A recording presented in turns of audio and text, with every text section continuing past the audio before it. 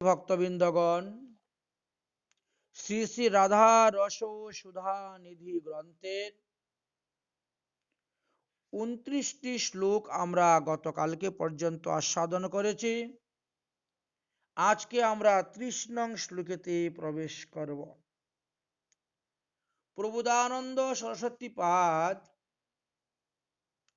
তিনি লীলা স্মরণের মাধ্যমে সাধক আবেশে দেখতেছেন যে শ্রীমতী রাধারানী আজ নন্দালয়ে গিয়েছেন গোবিন্দের জন্য রান্না করার জন্য।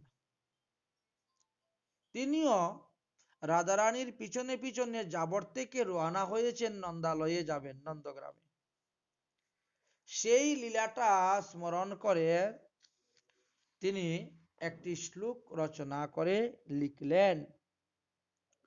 তিনার নিজের জীবনের বাস্তব জীবনের ঘটনাগুলা। তখন শ্রীমতী রাধারানীর অঙ্গ প্রত্যঙ্গের রূপের বর্ণন করতেছেন, শ্রীধাম বৃন্দাবনের মধ্যে নন্দগ্রামের কথা আলোচনা করতেছেন, 84 কোষ ব্রজমণ্ডলের বিভিন্ন স্থানের মহিমার কথা। এর আগে আমরা সব নিকুঞ্জ বন নিধুবনের মহিমার কথা শুনেছিলাম। আজকে আমরা নন্দগ্রামে কিভাবে শ্রীমতী রাধারানী গিয়ে নন্দনন্দন শ্রীকৃষ্ণের জন্য রান্না করেছিলেন, কেন করেছিলেন, মা যশোদা কেন রাধারানীকে আনলেন রান্নার জন্য, অতি অপূর্ব তত্ত্বকথা আস্বাদন করব। তাই গ্রন্থকার প্রবোধানন্দ সরস্বতী পাদ তিনি তো প্রথম জীবনে প্রকাশানন্দ সরস্বতী ছিলেন। তিনি দশনামী সন্ন্যাসী ছিলেন, মায়াবাদী সন্ন্যাসী, কাশীতে ছিলেন তো। আচ্ছা, দশনামী সন্ন্যাসী কাকে বলে? আমরা যে বলি গিরি, পুরী, ভারতী, সরস্বতী, তীর্থ, আশ্রম, বন, অরণ্য, পর্বত, সাগর, এই 10টি উপাধি যুক্ত সন্ন্যাসীদেরকে দশনামী সন্ন্যাসী বলা হয়। এরা মায়াবাদী সন্ন্যাসীর মধ্যেই পড়ে, দশনামী সন্ন্যাসী। দেখবেন অনেক সন্ন্যাসীদের নামের শেষে আছে বন, কারো নামের শেষে আছে তীর্থ, কারো নামের শেষে আছে গিরি, কারো নামের শেষে আছে পুরী, ভারতী, সরস্বতী। তাহলে এই প্রকাশানন্দ সরস্বতী তিনি দশনামী সন্ন্যাসীদের মধ্যে এক প্রকার সন্ন্যাসী ছিলেন। গৌড়ীয় কণ্টক হার গ্রন্থের 1400 রত্নের মধ্যে লেখা আছে এই কথা, তীর্থাশ্রম বনায় অরণ্য গিরি পর্বত সাগর সরস্বতী ভারতীশ্চ পুরী নামানি বৈ দশ। সন্ন্যাসী প্রধানত দুই প্রকার হয়ে থাকেন। এক হলেন ব্রহ্ম সন্ন্যাসী, আর দ্বিতীয় হলেন বিষ্ণু সন্ন্যাসী। মায়াবাদ আশ্রয় পূর্বক নির্বিশেষ ব্রহ্মজ্ঞান পরায়ণ দশনামী সন্ন্যাসীগণ হলেন ব্রহ্ম সন্ন্যাসী। ভক্তিমার্গ আশ্রয় পূর্বক সর্বদা বিষ্ণু সেবায় কৃষ্ণ সেবা পরায়ণ সন্ন্যাসীগণ বৈষ্ণব সন্ন্যাসী বা বিষ্ণু সন্ন্যাসী বলা হয়। মানব জাতির মধ্যে বৈষ্ণব ব্রাহ্মণ আদি শ্রেষ্ঠ। যে গৃহস্থ বৈষ্ণব অধিকারী হইয়া বর্ণ চিহ্ন ত্যাগ পূর্বক সন্ন্যাসী হইবেন, তিনি বর্ণী ব্রাহ্মণ হইতেও শতগুণে শ্রেষ্ঠ। তাই বলা হয় নবগুণে ব্রাহ্মণ আর শতগুণে বৈষ্ণব। আবার যিনি সন্ন্যাস ধর্ম আচরণ করতে করতে আরো বেশি অধিকার লাভ করিয়া সন্ন্যাস চিহ্নাদি পরিত্যাগ করিয়া পরমহংস বা অবধূত বেশ ধারণ করেন, তাহাকে ভগবানের আরো অতি প্রিয় বলিয়া জানিবে। সুতরাং পরমহংস অবধূত সর্ব অপেক্ষা শ্রেষ্ঠ। কৃষ্ণ ভক্তির পরিমাণে শ্রেষ্ঠতার হেতু তাহা প্রমাণ করে গিয়েছেন। তাই সেই প্রকাশানন্দ সরস্বতী আজ মহাপ্রভুর কৃপাতে তিনি প্রবোধানন্দ সরস্বতী রূপে প্রকাশ হলেন। তিনি আজ বৈষ্ণব সন্ন্যাসী হয়ে গেলেন, মায়াবাদ ত্যাগ করে, অহম ব্রহ্মস্মি ত্যাগ করে আজ তিনি রাধা দাস্য স্বীকার করে কাশী ত্যাগ করে বৃন্দাবনে এসে বাস করতেছেন। তাই সাধক আবেশে লীলা স্মরণ করে তিনি সেই অপূর্ব লীলাটি দর্শন করতেছেন। পীত অরুণ চবি মনস্ত তরিতি লতাভ্যাম প্রুঢ়ানুরাগ মদলিন্ধ চারু মূর্তিম প্রেমাস পদা ব্রজমহীপতি তত্তে মহিষীম গোবিন্দ বতে মনীষিং ত্বাতে নিদধামি রাধা। যাহার চারু মূর্তি প্রৌঢ় অনুরাগ মদহবিবলা, যিনি ব্রজ মহীপতি নন্দ ও তদীয় মহিষী যশোদার শ্রীকৃষ্ণবৎ স্নেহপাত্রী, সেই পীত অরুণ ছবি অনন্ত তরিত লতাভ্যা শ্রী রাধিকাকে আমি আমার হৃদয়ের মধ্যে স্থাপন করি। সাধক আবেশে দৈন্যভাবে শ্রীপাদ প্রবোধানন্দ সরস্বতী নিজেকে অতি অযোগ্য বলে মনে করিতেছেন। এই সমস্ত লীলা দর্শন করার মতন যোগ্যতা আমার নাই, অযোগ্য বলে মনে করতে, তবুও আশা ছাড়তেছেন না। কারণ আশা তো ছাড়া যায় না। স্বরূপের আবেশে আশা অতি প্রবল হয়, অনুভব যতই বৃদ্ধি পায় উত্তরোত্তর আশা ততই বৃদ্ধি পাইতে থাকে। ভক্তির উদয়ে একদিকে নিজের অযোগ্যতা, অপরদিকে মহতি আশা সাধককে চঞ্চল করিয়া তোলে। শ্রীমৎ সনাতন গোস্বামী পাদ বললেন, ন প্রেমা শ্রবণাদি ভক্তি নপি যা যুগয়ত বা বৈষ্ণব জ্ঞানং বা শুভকর্মং বা কিয়দোহং সজ্জাতিরপি বা। হে গোপীজন বল্লভ, আমার প্রেম নাই, শ্রবণ কীর্তনাদি ভক্তি সাধনাও নাই, বৈষ্ণব যুগে ধ্যান ধারণা প্রবৃত্তি নাই, ভগবত নিষ্ঠ জ্ঞানও নাই, শুভ কর্ম বৈষ্ণব সেবা, গুরু সেবা, ভক্ত সেবা, পরিচর্যা আদি এইগুলাও আমার মধ্যে নেই, অথবা তদুপযুক্ত সজ্জিত কোনো কিছুই আমার নেই। তথাপিও তুমি দীনজনের সমধিক প্রয়োজন সাধন করিয়া পরম দয়ালু, তোমার প্রতিটি বিষয়ে অচ্ছেদামূল আশা আমাকে ব্যথা দিতেছে।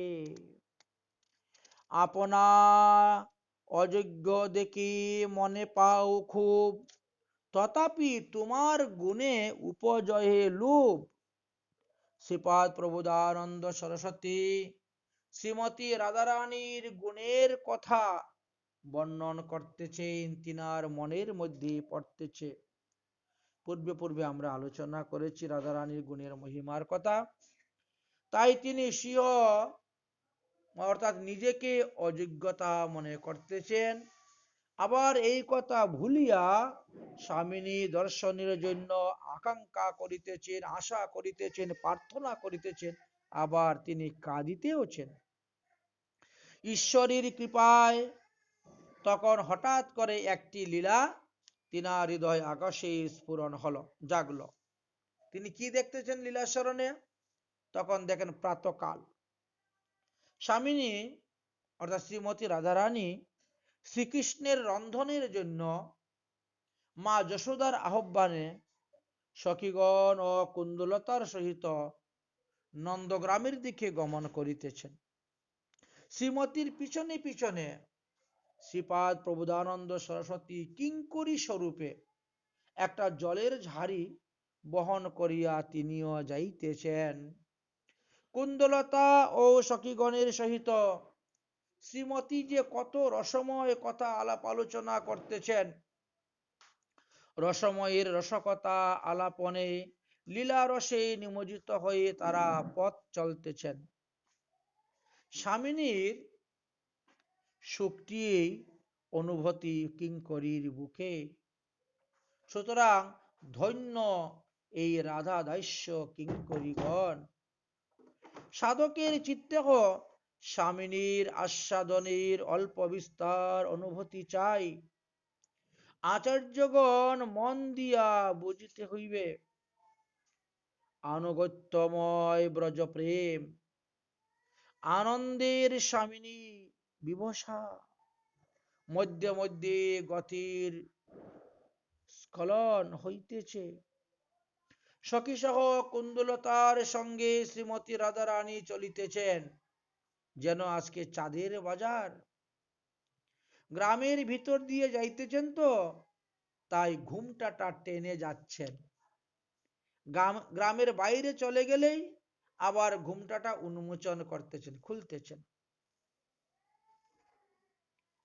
উজ্জ্বলিত অঙ্গ মাধুর্যে সমস্ত পথ যেন আলোকিত করিয়া চলিতেছেন রাধারানী। আনন্দের আবেশে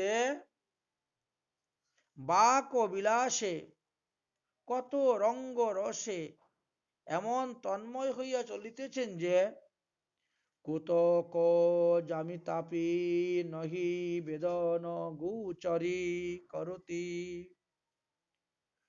কোথা হইতে কোথায় যাইতেছি ইহাও কেউ বুঝিতে পারিলেন না। গল্প করছেন আর হাঁটছেন, চলছেন। হৃদয় দর্পণে প্রিয়তমের প্রাণমাকানো সেই মধুর রূপের স্ফূর্তি হইতেছে আর কথা রসে চলতেছেন। সাধকের ভাবনা এই রূপে যে আমি তোমায় কবে দেখিব এবং তোমার মনে আনন্দ কবে বুঝিব। তোমার মনের পর্দা আমার নিকট খুলিয়া যাইবে, কিছুই লুকাইয়া থাকিবে না। কুন্দলতা বলিতেছেন, সখী রাধে, শ্যাম জলদ কান্তির সৌন্দর্য বিন্দু আস্বাদনে এখনই তো তোমার নয়ন চাতক পাখির মতন আশায় সফলিত হইবে। শ্রবণে শ্রীমতী রাধারানী দেহ লতিকার পুলক কম্প জরমাদি ভাব মধুর বিকশিত স্বরে বলিতেছে নানা কথা। কৃষ্ণ আরাধিকা শ্রী রাধা স্বয়ং সেবা করিতেই তো তিনার সুখ উল্লাস। আজ গোবিন্দের জন্য রান্না করতে যাচ্ছেন, তাই তো তিনি আজ খুবই সুখ উল্লাসবতী। নিজের হাতে রন্ধন করিয়া গোবিন্দকে ভোজন করাইবেন, এই আনন্দেই তো রাধারানী বিভোর। তাই স্খলিত গতি, কোথায় যে পা ফেলতেছেন নিজেও জানেন না, কখনো কখনো পড়ে যাচ্ছেন। প্রেমের স্বভাবটাই হইতেছে এই প্রকার।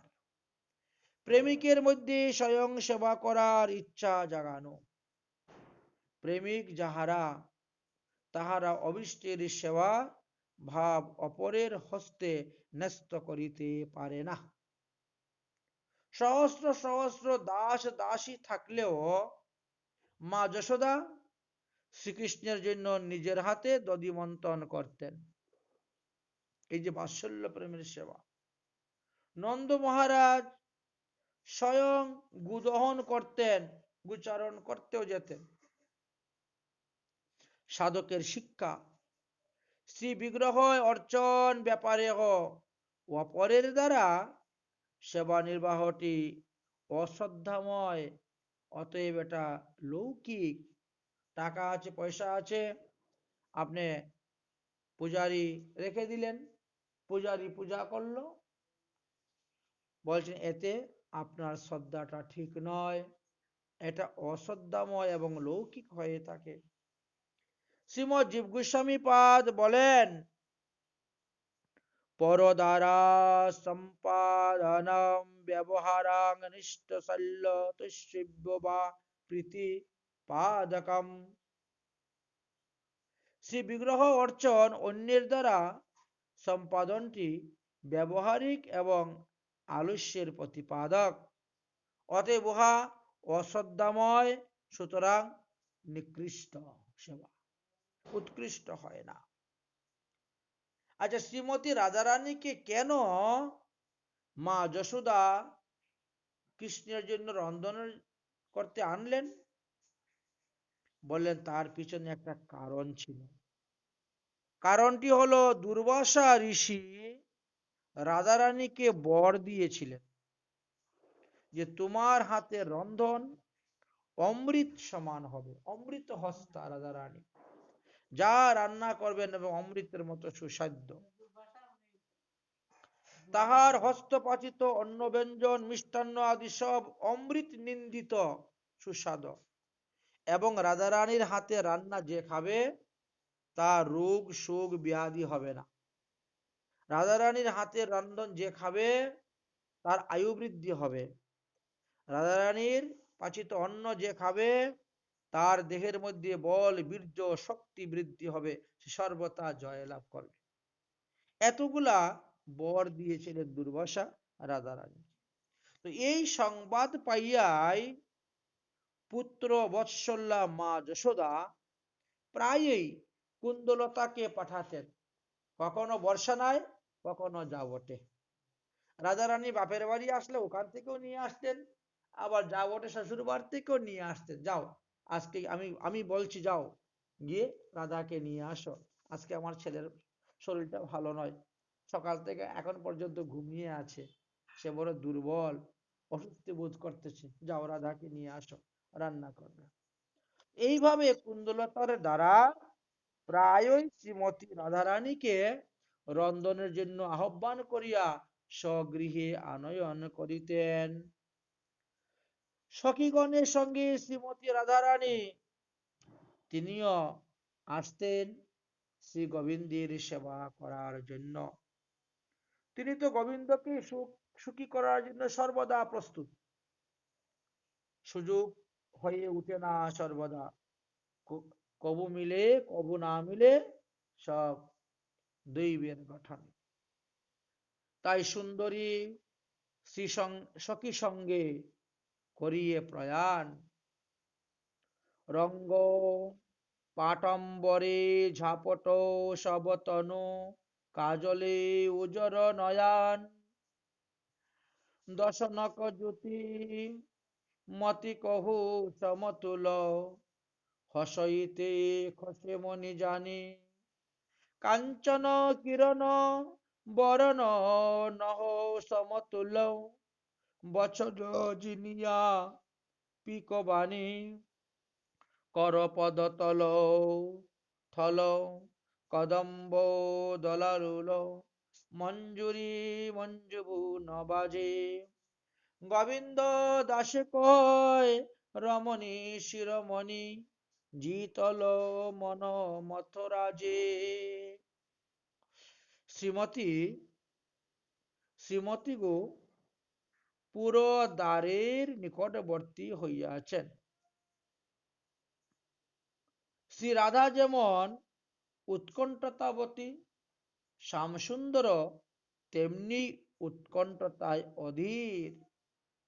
তাই গুদহন অন্তে সখাগণের সহিত খেলা করতে করতে গোবিন্দ গোশালার দরজার সামনে এসে দাঁড়িয়েছেন।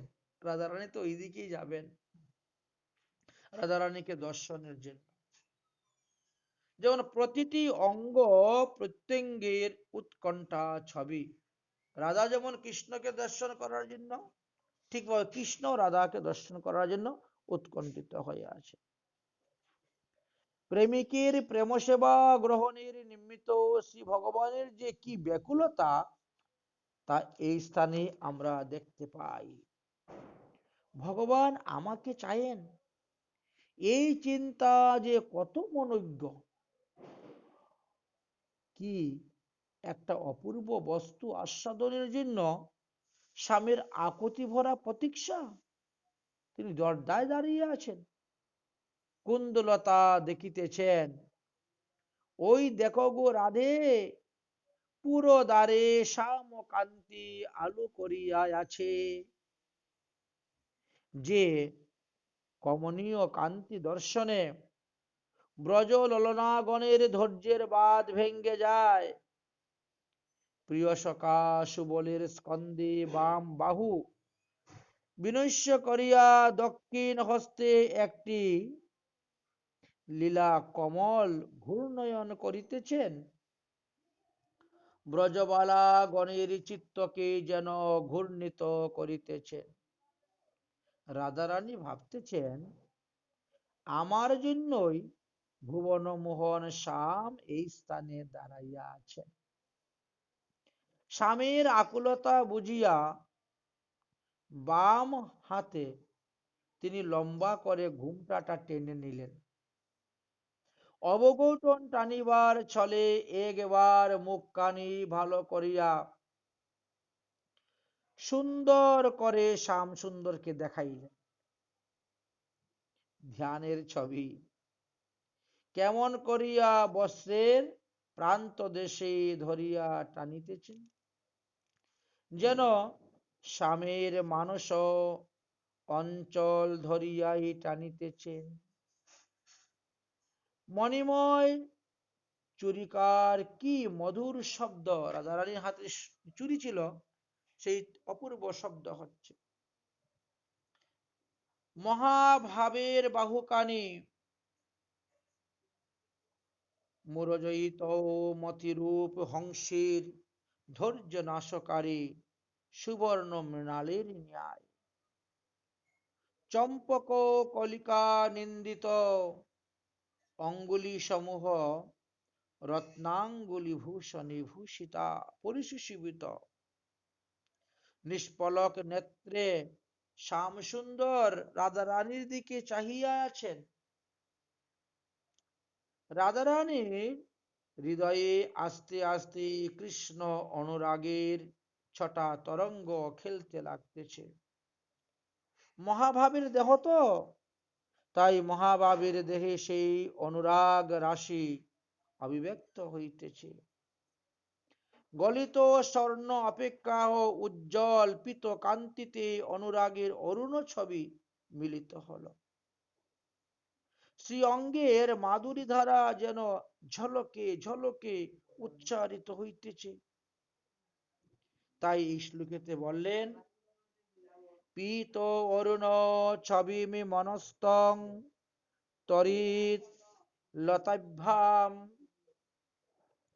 পীত ও অরুণ বর্ণ মিশ্রিত শ্রী অঙ্গ কান্তি অনন্ত বিদ্যুৎ লতা অপেক্ষা উজ্জ্বল। প্রাকৃত জগতের তেজস্ব পদার্থের বিকার বিদ্যুতের উৎকট জ্যোতি নেত্র পীড়াদায়ক, কিন্তু এই যে মহাভাবের জ্যোতি, ওটা অন্তরে মাধুর্যময় আনন্দদায়ক, নয়ন সুখকর। শ্রী অঙ্গে সাত্বিক ভাবুক্ত পুলক কম্প নয়নে প্রেমাশ্রু স্নিগ্ধ ধারা। এখন আর রাধারানী শীঘ্রই হাঁটতে পারছেন না, তাই কুন্দলতাকে বলিতেছেন, সখী জুড়ে চলতে পারছি না রে, পথে বড়ই কাঙ্কর। কুন্দলতা পরিহাস করে বলছে, হ্যাঁ কাঙ্কর? কোথায় কাঙ্কর? এতক্ষণ রাস্তা চলে এসেছো, এখন তোমার কাঙ্কর লাগতেছে? কঙ্কর পায়ে লাগিতেছে না তোমার মনের মধ্যে লাগতেছে কঙ্কর?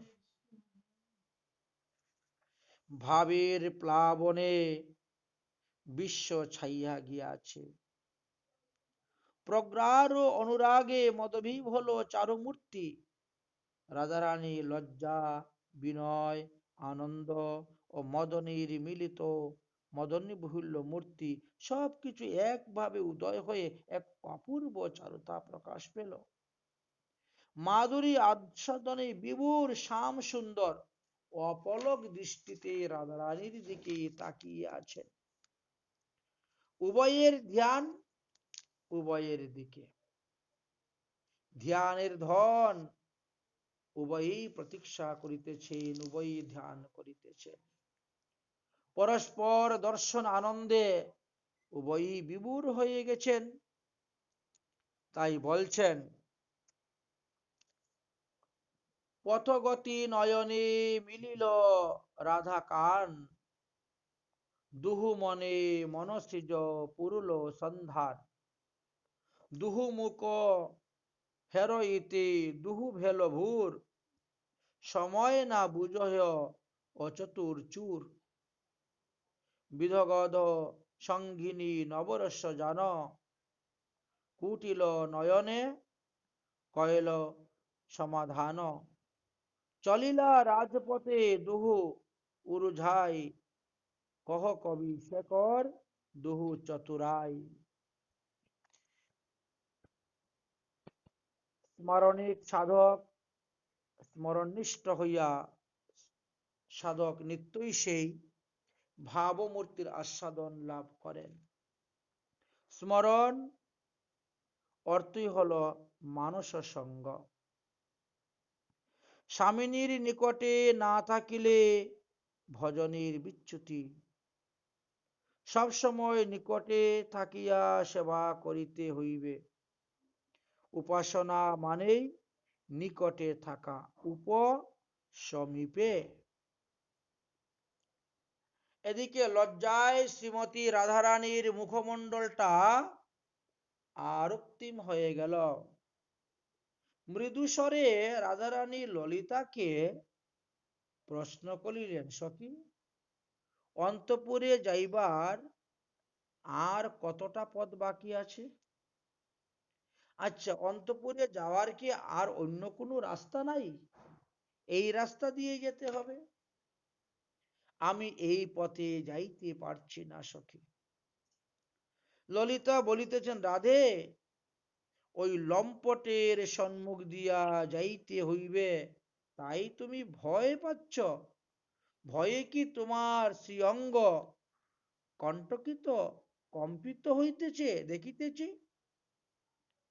তোমার কমলতাময় নয়ন কোণে অশ্রুবিন্দু দেখা দিতেছে কেন? তুমি কিসের ভয় করতেছ সখী? গুরুজন যখন তোমায় এই পথ দিয়া যাইতে আজ্ঞা দিয়াছেন, তখন গুরু বাক্য পালনেই তোমার সব দোষ দূরীভূত হয়ে যাবে। চলো, এই রাস্তা দিয়ে যাব। চলো সখী, আমরা এই পথ দিয়ে যাইব। শ্রীমতী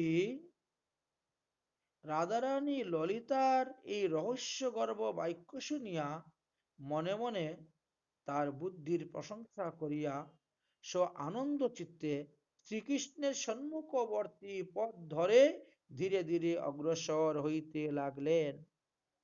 প্রতিটি পদবিনস্য শ্যাম নাগরের চিত্তভূমির উপর নপুর কিঙ্কণী ধ্বনি শ্যাম সুন্দরের কর্ণে অমৃত ধারা সিঞ্চন করে করে চলছেন।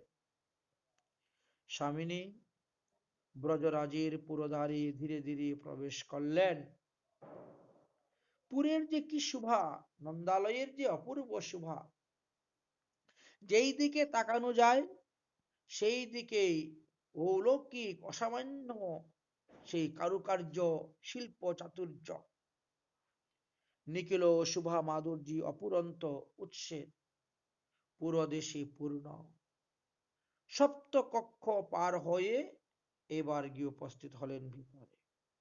যতদূর দেখা গেল শ্যামসুন্দর কিন্তু ওইখানে দাঁড়িয়ে অপলক দৃষ্টিতেই সেই শোভা দর্শন করতেছেন, আস্বাদন করিতেছেন। এখন আর বেশি কথাবার্তা নেই, কেবল নপুর আর কিঙ্করীর ধ্বনিটাই শোনা যাচ্ছে। শ্রীমতী রাধারানী ধনিষ্ঠার জীবন। রাধা আসিতেছেন কি না সেটা দেখার জন্য উৎকণ্ঠিত প্রাণ হয়ে বারবার ধনিষ্ঠা আসতেছেন। একবার ঘরের ভিতরে ঢুকতেছেন, একবার ঘরের বাইরে আসতেছেন, এইভাবে গতাগতি করতেছেন। যেই দেখলেন রাধারানী এসে উপস্থিত হয়ে গেছেন, অমনি ব্যগ্রতার সহিত ছুটে আসলেন। এসে রাধারানীকে জড়িয়ে ধরে বলতেছেন, এত দেরি কেন সই? তোমায় না দেখিয়া যে কত কষ্ট পাচ্ছি। শ্রীমতী মৃদু হেসে কোমল স্বরে বললেন, তুমি তো জানো সখী, আমি যে পরাধীন। শাশুড়ি ননদি এদের অনুমতি ছাড়া তো আসতে পারি না, আমি যে পরাধীন। শ্রীমতী ধনিষ্ঠা এবং সখী সহ একেবারে অন্তপুরে প্রবেশ করলেন। সেই অন্তপুরের শুভন মাধুর্যে সমস্ত রাজভুবন উদ্ভাসিত হয়ে উঠিল। মা যশোদা উৎফুল্ল হইয়া ছুটে আসলেন, বাৎসল্য ভরে রাধারানীকে বুকে জড়িয়ে ধরলেন। শ্রীমতী রাধারানী মা যশোদাকে প্রণাম করলেন। রায়ের দেখিয়া উন্মতি হইয়া যশোদা করল করে মুখ কানি ধরিয়া চুম্বন করিতে বিহাগায় নয়ন লুরে। সে যে রসবতী করল প্রণতি যশোদা রোহিণী পায়। রাধারানী তখন যশোদা এবং রোহিণীকে প্রণাম করলেন। ভক্তিলতা ভক্তিলতা স্বামিনী মায়ের চরণে মস্তক রাখিয়া প্রণাম করলেন। মা আবার রাধারানীকে তুলিয়া বুকে জড়াইয়া ধরিলেন। চিবুকে ধরিয়া পুত্র বধূর মতন কতই লালন, কতই চুম্বন, বারবার মস্তকের ঘ্রাণ করিলেন। শ্রীপাদ প্রবোধানন্দ সরস্বতী পাদ বলিতেছেন, রাধা যশোদার গোবিন্দবত প্রেমস্পদা ব্রজেন্দ্র গৃহিণী কৃষ্ণ প্রায় স্নেহনিকেতনম। রঘুনাথ দাস গোস্বামী পাদ এই কথা বললেন। মায়ের স্নেহে শ্রীমতী একেবারে গলিয়া গেলেন, বুকের ভিতরে লাগিয়া আছেন। গদগদ কণ্ঠে বলিতেছেন, মা আমি তো তোমারই, আমি তো এসে গেছি। মা যশোদা স্নেহে বিগলিত প্রাণে শ্রীমতী রাধারানীকে বক্ষে ধারণ, মুখ চুম্বন, মস্তকের ঘ্রাণ, মস্তকে হাত বুলাইতে বুলাইতে আশীর্বাদ করিতেছেন। হে শশীমুখী রাধে, তুমি শত আয়ু মানে 100 বছর বাঁচিয়া থাকো এবং নিত্য আমার ভবনে আসিয়া আমার মন ও নয়নের আনন্দ বিধান করিবে। শ্রীরাধার সখী মঞ্জুরিগণ তারাও এসে মা যশোদা রোহিণীর চরণে প্রণাম করলেন। মা যশোদা তাহাদিগকেও রাধারানীর ন্যায়ী তাদেরকেও আদর আপ্যায়ন, লালন, চুম্বন, মস্তঘ্রাণ, আশীর্বাদ আদি সবকিছু করলেন। অনুপম বাৎসল্য রসে ব্রতী রূপমঞ্জুরি বা রূপা ব্রজেশ্বরী বাৎসল্য পুষ্প মালায় বিভূষিত হইয়া সসখী সহিত শ্রীমতী রাধারানী অতীব শোভা পাইতে লাগিলেন। পরিশেষে এইবার রন্ধনেতে প্রবেশ করলেন। শ্রীমতী রাধারানী নিজের হস্তে রন্ধন করলেন। রন্ধন অন্তে পরিবেশন করলেন। পরিবেশন কালে পিতা নন্দ ও শ্রীকৃষ্ণ পৃথক পৃথক লাইন ধরে তারা বসলেন। একদিকে শ্রীকৃষ্ণ সখাদেরকে নিয়ে বসছেন, একদিকে নন্দ, উপানন্দ, সুনন্দ আদি বয়োজ্যেষ্ঠ মুরব্বীগণ বসেছেন। রাধারানী সখীদেরকে নিয়ে সকলকে পরিবেশন করলেন। শ্রীকৃষ্ণ ভোজন সমাপ্ত করলেন। শ্রীকৃষ্ণের প্রতি যেরকম আশীর্বাদ স্নেহ রাশি শ্রীমতী রাধারানীর উপরও সেইভাবে স্নেহ রাশি ঝরিয়ে পড়তে লাগলো। নন্দ মহারাজ অত্যন্ত প্রসন্ন হলেন। উত্তম রান্না হয়েছে, সুস্বাদু রান্না। সহসা লীলা স্ফূর্তি বিরাম হয়ে গেল। আর কিছু দেখতে পাচ্ছেন না সাধক আবেশে। সাধক আবেশে তখনই দৈন্য ভরে প্রার্থনা করলেন, এইরূপ শ্রী রাধাকে আমি সযত্নে সতত অন্তরে ধারণ করিয়া রাখিব।